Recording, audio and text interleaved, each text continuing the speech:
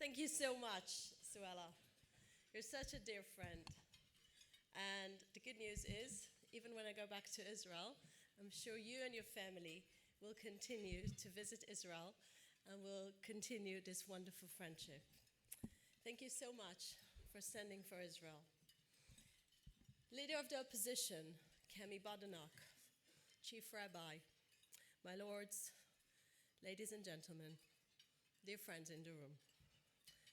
I want to start by expressing my heartfelt thanks for your incredible friendship and support over the past year, during what has been a very difficult time to Israel.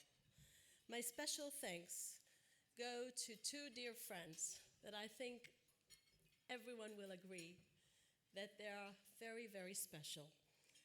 I want to speak about Lord Pickles and Lord Pollack. For me, they're Eric and Stuart. Thank you so much.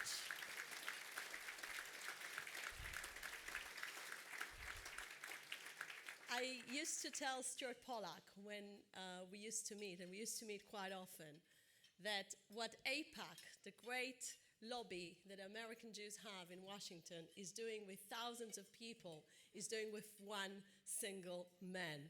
I want to say how much I appreciate your really incredible work for Israel. In certain times, I used to feel I'm the shadow ambassador, while CFI team and leaders were doing the great job for me.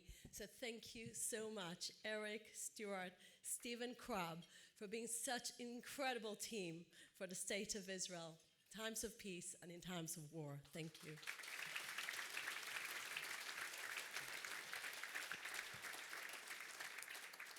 I would like to thank to the great CFI team, to Jeremy Breyer and to Elke Myers for making so much to make CFI such an efficient machine that works non-stop, 24/7 for the state of Israel.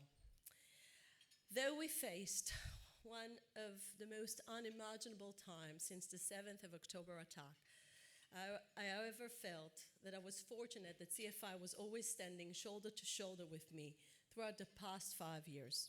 You've all been and continue to be the greatest friends to my country. As well as supporting the state of Israel, you have my thanks for everything that you have done to support me in my time here as an ambassador. Last week, we celebrated 77 years of an independent state of Israel at a very iconic British museum, where we were grateful to be joined by Kemi Badenoch and so many other conservatives. The Conservative Party and CFI in particular have never stopped leading the way in the defense of Israel, and we cannot thank you enough. I'm so grateful that the bonds between your party and my country are as strong as ever under Kemi's leadership. Kemi, thank you so much for being such a true friend of Israel.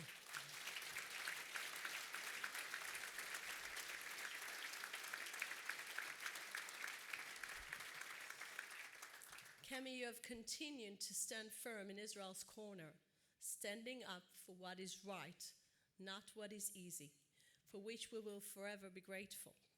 And my heartfelt thanks also go to Shadow Foreign Secretary Priti Patel. Priti, are you in the room? No. Priti, week after week, you stand up for Israel in the House of Commons, which we do not take for granted.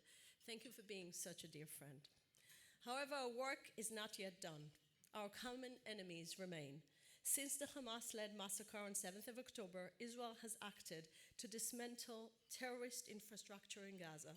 And while facing a ruthless enemy that uses its own population as human shields, true political progress can only begin once terror is defeated. Britain knows that more than any other country in the world. We're speaking about defeated, not half the way. People are saying they're fed up from Israel keeps on working in Gaza. We need Hamas to be dismantled. And Israel will not allow this brutal terror organization to remain on its doorstep, just as no other country would allow. We're committed to doing what is right and just, which is why yesterday the Israeli cabinet approved a further distribution of aid into Gaza. This is a direct result of our ongoing monitoring of humanitarian needs on the ground and our objective of ensuring aid reaches civilians and not the hands of Hamas. And to those who suggest that a unilateral recognition of a Palestinian state is the solution to the conflict, I say that much calls to deliver the wrong message to our enemies. This is a dangerous idea, and I want to say that this will do nothing other than reward terrorism, and it must be resisted.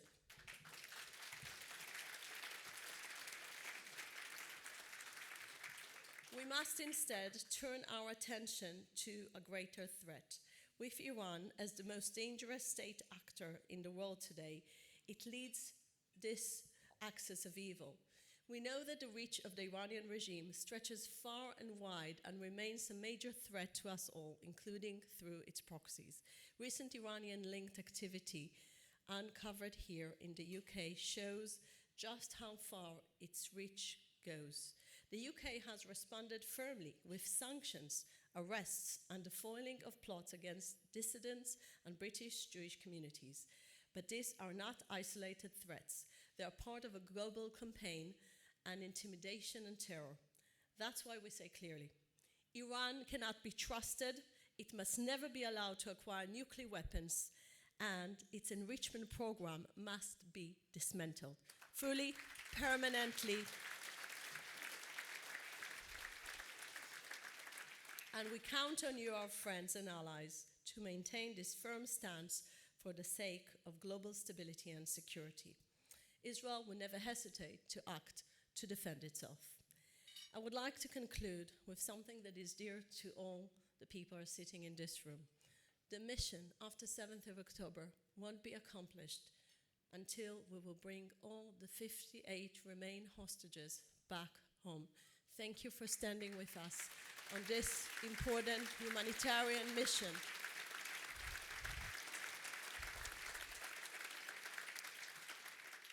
With conservative friends of Israel by our side, I know that we will come through this dark and difficult chapter in the history of the nation of Israel.